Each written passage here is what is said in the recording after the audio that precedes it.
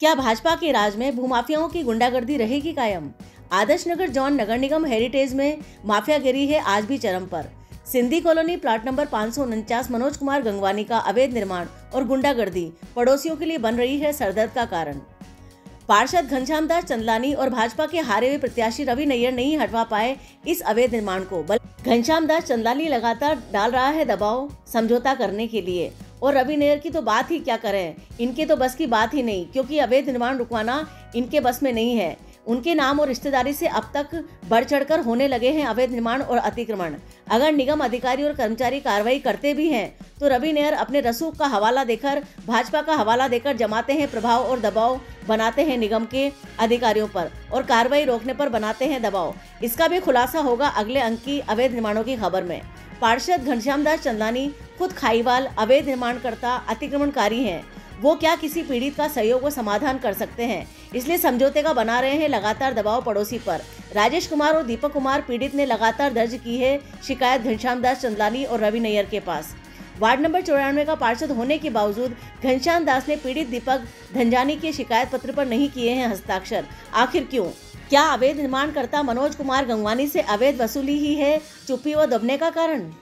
पहले से आदर्श नगर जॉन निगम के जेईएन से सांठगांठ करके जीरो सेटबैक पर और बिना परमिशन के मनोज कुमार गंगवानी ने प्लाट नंबर 549 का निर्माण कर लिया, जिसकी बालकनियां गली को खत्म कर गई हैं। ऐसे में उसके बाद 10 फीट की गली में से लोहे की सीढ़ियां निकालकर उस गली के रहवासियों के हितों का हनन कर रहा है मनोज कुमार गंगवानी, जिसमें भाजपा से हारे हुए प्रत्याशी रवि नैयर का मौन मूक सहयोग शामिल है, और वार्ड नंबर 94 के पार्षद घनश्याम दास चंदलानी लगातार खुल्लम-खुल्ला सहयोग करने की और समझौता करने की बात कर रहा है।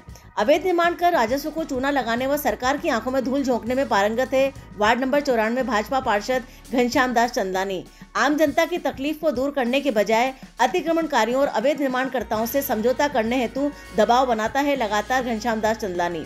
इसका सशक्त उदाहरण है वार्ड नंबर 94 के plot number 549 Sindhi colony Jhulelal मंदिर के पीछे होता हुआ गली में अतिक्रमण। 10 फीट की गली को 5 फीट की बना दिया गया है। अवैध निर्माणकर्ता ने पहले तो पार्षद घनश्याम दास और आदर्श नगर जोन के आईएन जेईएन के साथ सांठगांठ और मिलीभगत करके चंद टुकड़े रिश्वत के डालकर 10 फीट की गली में जीरो सेटबैक निर्माण कर आगे तक बालकनियां निकाल ली।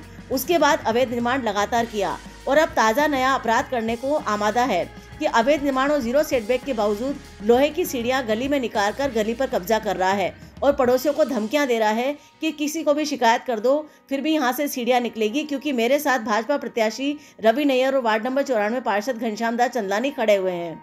उसी के पड़ोस में रहने वाले राजेश कुमार और दीपक धनजानी ने बताया कि पहले से 4 मंजिला निर्माण करके हमारी धूप छाया बंद कर दी, जिन पर हमने स्टे लिया, लेकिन पारिवारिक दबाव और सामाजिक दबाव के कारण हमारे परिवारों को चुप कर दिया गया।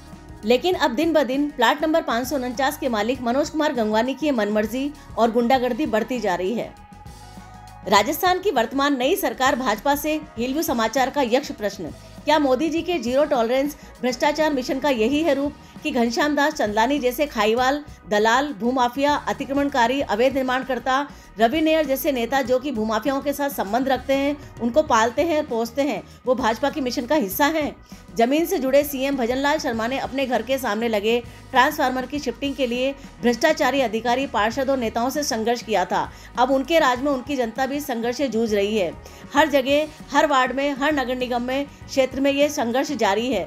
तो क्या वो नगर निगम, जेडीए, हाउसिंग बोर्ड, आवासीय कॉलोनियों में ऐसे मुद्दों को गंभीरता से लेंगे जो अवैध निर्माण और अतिक्रमण से जुड़े हैं और जिनसे आम जन के हितों का हनन हो रहा है, जिनमें इन सरकारी महकमों के भ्रष्ट नेताओं, पार्षदों, अधिकारियों, कर्मचारियों की वजह से आम आदमी पीड़ित हो रहा हो? अब ये प्रश्न जल्दी भारतीय जनता पार्टी के दिग्गज नेताओं से होगा, जो यशस्वी प्रधानमंत्री मोदी के चेहरे व उसूलों पर चुनाव लड़े हैं और जीते हैं। लेकिन क्या मोदी जी की कार्य, नीति और रीति से क्या नगर निगम, हाउसिंग बोर्ड, जेडीए और आवासीय कॉलोनियों के अंदर कार्य हो रहा है? क्या वो रीति नीति काम कर रही है? इस बारे में जल्दी भाजपा के दिग्गज अधिकारियों से प्रश्न होंगे।